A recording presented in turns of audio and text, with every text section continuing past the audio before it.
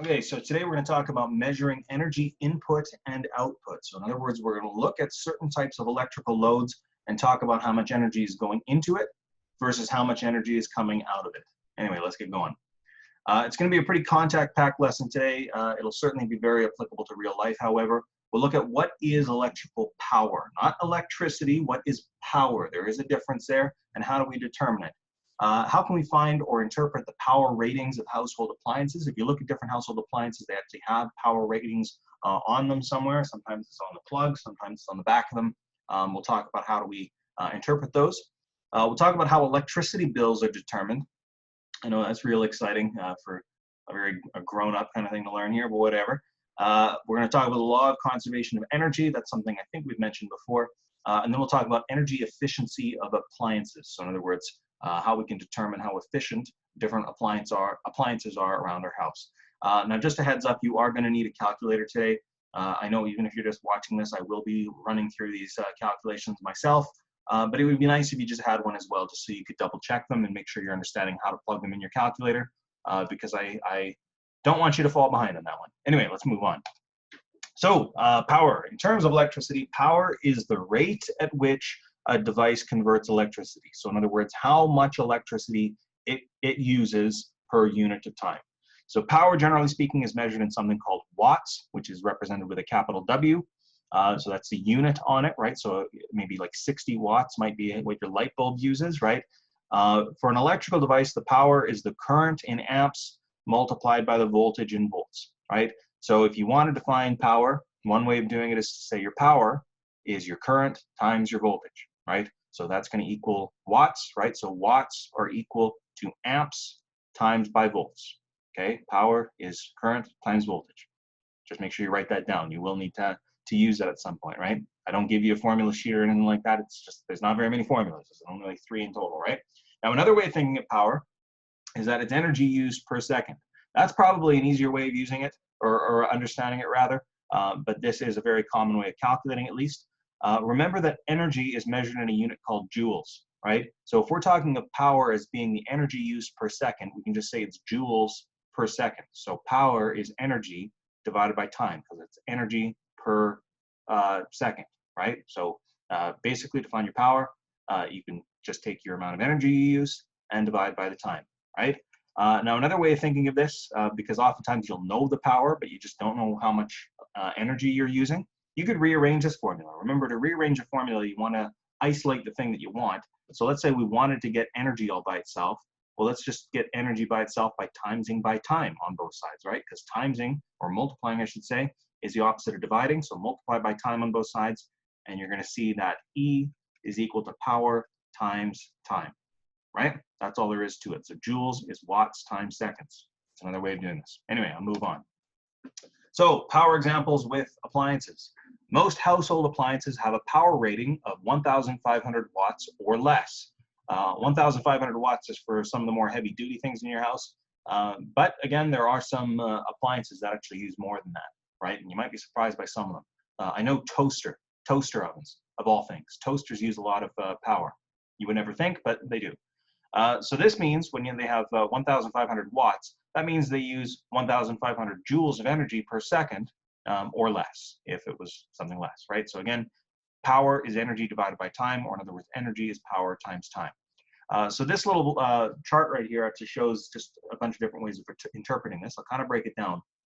What's important to understand is that your time in this formula should always be in seconds. So oftentimes we talk about time in terms of hours. You need to make sure you know how to turn hours into seconds. So I'll talk about that here in just a second here. So let's look at an iron, for example, a clothes iron, right? It has a power rating of 1,200 watts. Let's suppose you were ironing clothes for half an hour, so 0.5 hours. Now, hours is not measured in seconds, of course, but we need to turn it into seconds. In order to turn it into seconds, you got to be pretty creative with how you think of this here. Half an hour, so 0.5 hours, is a certain number of minutes. Now, you probably just know, but in case you're not aware, you can just take 0.5 and times it by 60, because there's 60 minutes in 1 hour. Well, 0.5 times 60, 1/2 times 60 is 30 minutes. Half an hour is 30 minutes. Hopefully we all knew that. But then you got to say, okay, so that's 30 minutes. How do we turn that into seconds? So in other words, how many seconds is 30 minutes? Well, you got to think, well, how many seconds are in 1 minute? Well, 1 minute has 60 seconds as well. So if you wanted to find how many seconds 30 minutes was, you got to times that by 60 also. Now I'll just do it because they didn't do it in their thing there. 30 times 60 is 1,800 seconds, right? So in other words, half an hour is 1,800 seconds. So what they've done in this is if they wanted to find their energy consumption, remember energy is power times time. The power was 1,200, and then their time, they just took half an hour, they times it by 60, and then they times it by 60 again. That would be 1,800 right there. So 1,200 times 1,800 gives you 2,160,000, and that is in joules, okay?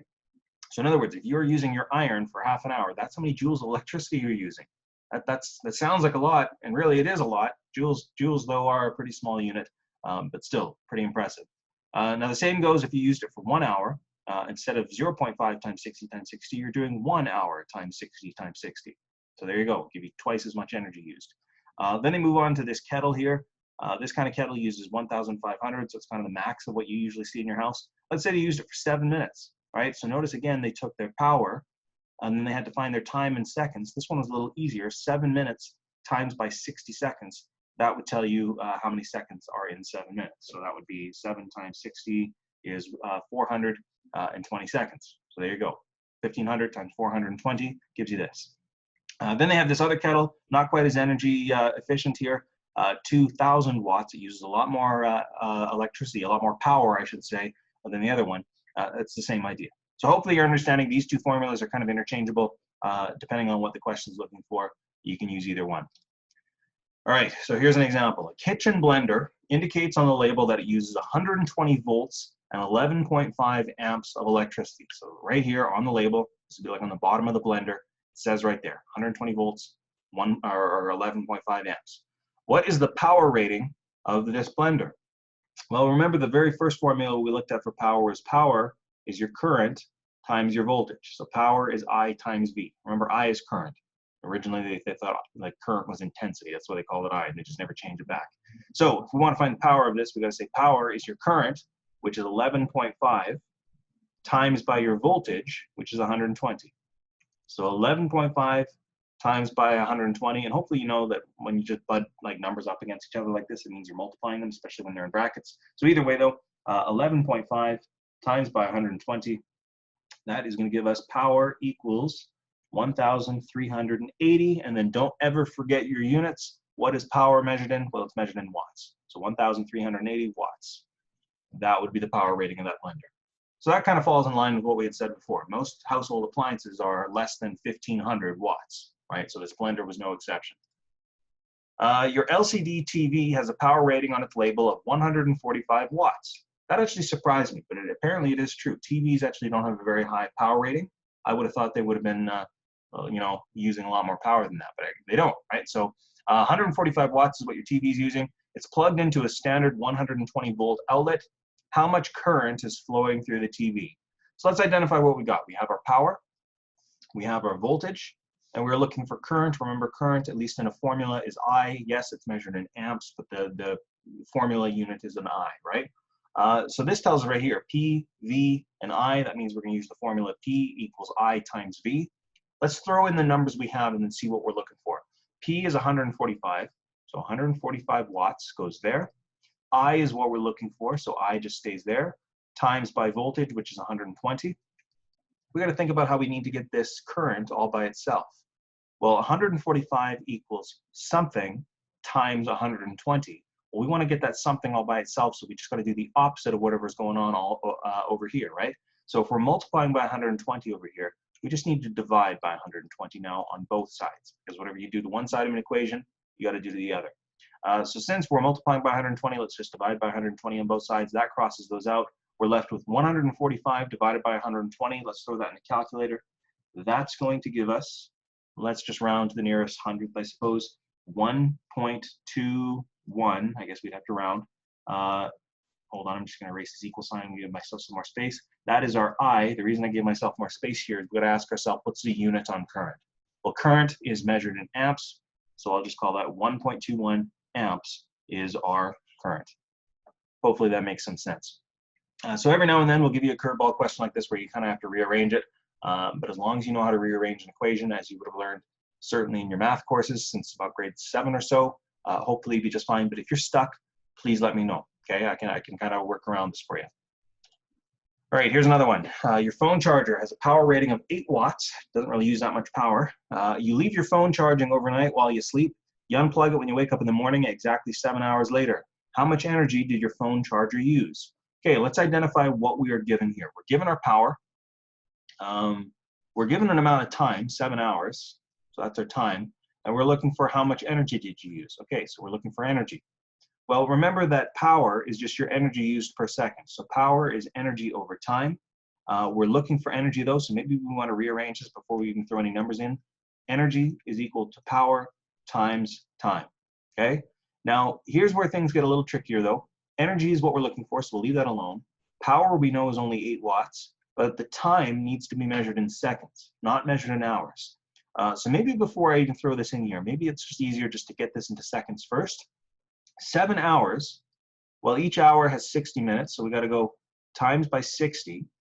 Now, I guess I'll just do that right now. 7 times 60, that is 420. So 7 hours is 420 minutes, but now we need to turn minutes into seconds. Well, every single minute has 60 seconds, so we got to times that by 60 as well.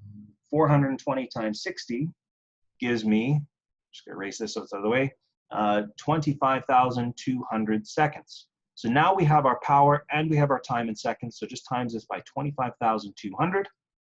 And you're going to find that the answer is E equals 201,600 joules.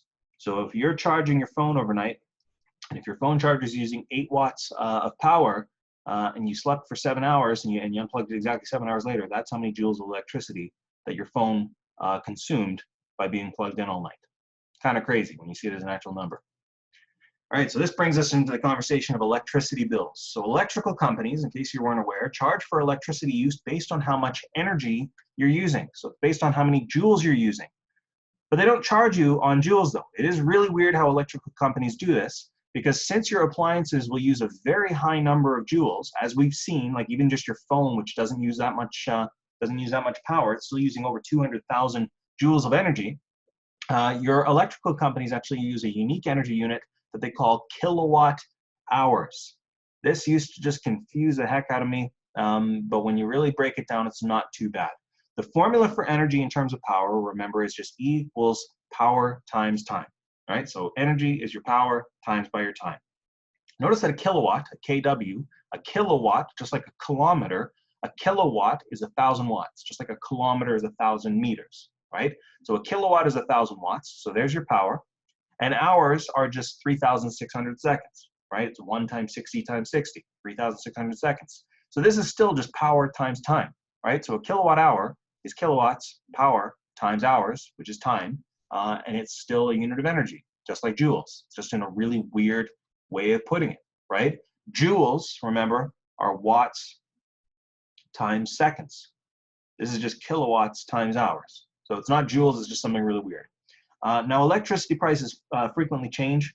Just so you know, my power bill for May 2020, I just got it a couple of days ago. It said they were charging somewhere between 5 cents and 6 cents per kilowatt hour. And they actually changed the price halfway through the month. There's no control anyone has over that. I think you could maybe sign up for certain power plans where they don't change the power too, or that change the price of power too much, but whatever, right? It's just they charge you for that based on the kilowatt hour. Now, for our larger households, this can actually really add up. It's not unusual for a household to have a power bill of over $100 in 1 month. Matter of fact, in the winter, because my power actually works, or sorry, my heating in my apartment actually works based on electrical heating, like along baseboards and stuff. So I know in the winter, I've actually seen my power bill creep up close to 100. Oh, and also because I plug my vehicle in the winter as well, right? So that's really going to draw a lot of power as well. But in the summer, it can also go up a lot because, of course, your air conditioning units, if they're running all the time, that's going to consume a lot of power, right? So power bills fluctuate. Matter of fact, here's a power bill. I'm not gonna lie, this is my power bill. I've actually thrown it in here and I've just blacked out any of like the information that would be like my account numbers or anything. But this is how a power bill would generally work. I know it's a lot, but if you like really just read it one line at a time, it's all right. Last month my bill was 75 bucks, right? A little bit pricier, but that was probably because I had, well, maybe not actually. I was gonna say maybe it's because I had my vehicle plugged in, but I don't think it was too cold that last month. I don't know why my power bill was so much last month, right? This month, however, it's really cheap. That's like one of the cheapest power bills I've had in a very long time. It's under 50 bucks, right? That's not usual for me. Maybe it's just because I haven't had any lights on or anything in my apartment because it's brighter now. Nothing's been plugged in. I also haven't been using electricity or I haven't been using air conditioning because it hasn't been that hot. So I think I'm just finding myself in a really good point at this point. But if you're breaking this down, notice that they read your power meter based on how many kilowatt hours are on it. I never explained on the last slide, but a power meter basically just works on a bunch of different scales. So this scale right here shows how many 10,000s kilowatts you have. So right now it looks like it's like, this isn't mine, by the way, I just found the picture online. That's like 60,000 kilowatts, and then just a little over the zero, so somewhere between 0 and 1,000. But then you look at your number, oh yeah, then your number here is gonna help you. So it's almost 200, and then it's just over 7, and then it shows it's a 9. So I guess if we were to interpret this, it would be 6. I'll even write it out. 6. That would be a 0. That'd be about almost a 2. No, I'd say it's a 1 because it's not quite at the 2 yet. This is almost at a 7, so I would say it's a 6, and this is right at the 9. So that would be what your reading would be, at least I believe, on this meter, right? So they looked at my meter. When they came by on April 14th, it said this. When they came by on May 8th, it said this. That's a difference of 147 kilowatt hours. And then they charged me based on different prices from May 1st to May 8th. They charged me, I guess I should kind of block it out there. They cost me this much. So 5.389 cents per kilowatt hour. But then in April, they charged me like a little bit more. And that was where most of my electricity use was, 5.655 cents. So it is a little bit more. I mean, we're like talking just within a fraction of a cent here, so it's not a big deal. But then that's my electricity charge. What's kind of like a shame is there's delivery charges. So the fees they pay just to like get it to your place in the first place, so a distribution or a transmission charge. That's where most of the bulk of this is. My actual electricity charge isn't too much, but I can't complain. 50 bucks a month on this. That's like the cheapest electricity bill I've had in a long time. But again, it's not unusual for some people to pay over 100 bucks a month. Kind of cool. I mean, not cool that you have to pay over 100 bucks a month, but cool to break it down. That's what I mean. All right, law of conservation of energy. The next thing we're going to talk about here, we're almost done, don't worry. Energy cannot be created or destroyed. Pretty sure we mentioned that before. It can merely change from one form to another. This is known as the law of conservation of energy. Now, our electrical devices convert electrical energy into a form of energy that we want to use. That I've definitely beat that to death several times. We talked about mechanical energy. We talked about like thermal energy in a toaster, etc. However, other forms of energy that we didn't necessarily want are also produced. Usually that other form of energy is heat and sound. So a light bulb, for instance, we want light coming out of a light bulb, but a light bulb also produces a lot of heat, and that's usually not something we want. So it's wasted energy, right? It's energy that just gets dissipated. It was energy we never actually wanted to be made in the first place. Another example is an electric lawnmower converts electrical energy into mechanical energy, the spinning blades, right? So this kind of electrical load is turning electricity into mechanical energy to spin the blades that cut the grass. However, lawnmowers aren't turning all of that electrical energy into mechanical energy. If you ever felt like the top of a lawnmower where the motor is after it's been running for a while, it gets pretty warm, right? So there's a lot of heat that gets produced. And also, I really don't need to tell you guys this, lawnmowers produce a lot of excess sound. That's also energy, right? So all that energy, that heat coming out of the top of the lawnmower here, that's a bit of an exaggeration, but you get the idea, as well as the sound that's coming out of the lawnmower, that's wasted energy, right? That's energy that you didn't want made, and you're losing it into the outside environment. Now, most of the energy is going into spinning the blades, of course, don't get me wrong, but there is some waste energy, right? It's not perfectly efficient. So this gets us into a conversation on efficiency. The efficiency of an electrical device is the ratio of the useful output over the total input, usually expressed as a percentage. This formula might look a little bit scary. It really isn't too bad, though, when you really understand how to break it down. The efficiency is just what comes out divided by what goes in, and then times by 100 to turn it into a percentage, right? So if you used, let's say you put in 1,000 joules, and the amount of useful output was only 800 joules. Well, 800 divided by 1,000 and then times by 100 would give you 80%. So it'd be 80% efficient. That's the idea here. Now the input energy is typically the power rating on the label. So when you read the label, that power rating that shows up on there, that's how much energy it's using. So it's the input. It can be very hard, though, to measure the useful output, but some appliances actually have it listed as well. I know microwaves are one of the more notorious ones. Inside a microwave, it'll actually say the power rating, but then it'll also say the output energy, right? Kind of cool. Now, a higher efficiency is desired because then you're not wasting as much electricity, right? So you want something that's more efficient. You want a higher efficiency number. Get it as close to 100% as possible, because let's put it this way: less waste in energy means a lower power bill and less harm to the environment, right? Everybody wins. Like literally everybody wins when you have higher efficiency things. You win because you're not paying as much in your power bill. Everybody wins, right? It's just better all around. Just to go back though real quick before we do those examples, nothing is perfectly efficient. There are no appliances that have a 100% efficiency. There is always some form of waste. Some appliances get very close. Others don't get close at all. We're going to see in just a second how bad light bulbs are for this. All right, it's just the way that they are, right? But nothing is 100% efficient. All right, so a 60-watt incandescent light bulb is tested. It's found to produce 5 joules of light energy per second. Find the efficiency of this light bulb. Okay, so efficiency, we'll just call it EFF. Efficiency is your output energy divided by your input energy, and then times it by 100.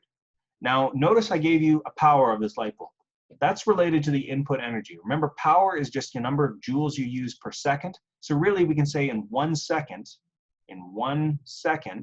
that 60 watts uses 60 joules of input electricity. So a bit of a trick there. Just make sure you're understanding how to interpret that in terms of 1 second, right? So 60 watts is 60 joules in 1 second.